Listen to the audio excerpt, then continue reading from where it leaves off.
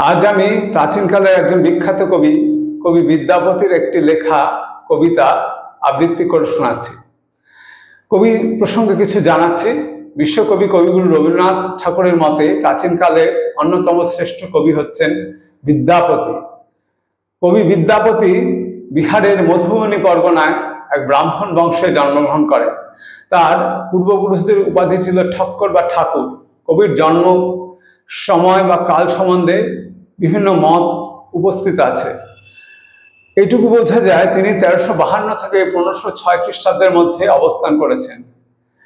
কবির সাথে মহাপ্রভু শ্রীকৃষ্ণ চৈতন্যের দেখা সাক্ষাৎ হয়েছিল কিনা সেটি সঠিকভাবে জানা যায় না।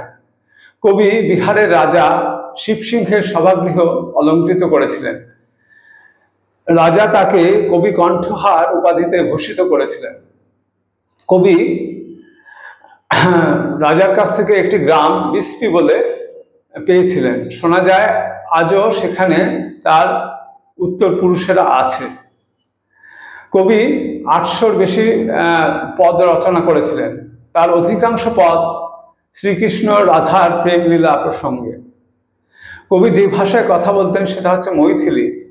আর যে ভাষায় তিনি কাব্য বা কবিতা রচনা করেছিলেন সেটা হচ্ছে ব্রজবুলি। ব্রজবুলি হচ্ছে মৈথিলি এবং বাংলা ভাষার মিশ্রণে গঠিত এক উপভাষা, খুব মধুর ভাষা। কবি যে সমস্ত রচনা করেছেন তার মধ্যে পুরুষ পরীক্ষা, দুর্গা, ভাব তরঙ্গিনী এবং আরো কয়েকটি আছে, যেমনি হচ্ছে দান কাব্যাবলী, বিবাদ সার, গয়াপত্তন ইত্যাদি প্রধান। বর্তমান যে কবিতাটি আমি শোনাবো সেটি হচ্ছে যমুনা কিনারের অন্তর্ভুক্ত। কবিতাটির নাম তাতল সহিকতে বারি বিন্দু সম। তাতল সহিকতে বারি বিন্দু সম, সুতমিত রমণী সমাজে তো হে বিসরিবন তাহে সমাপুলু অবমছু হব কোন কাজে। মাধব হাম পরিণাম নিরাশা, তু জগতারণ দীন দয়াময়, অতএ তোহরি বিশ্বাসা। আধ জনম হাম নিন্দে গোঙাইলু, জল শিশু কতদিন গেলা, নিধুবনে রমণী রঙ্গ রস মাতলু, তো হে ভজব কোন বেলা।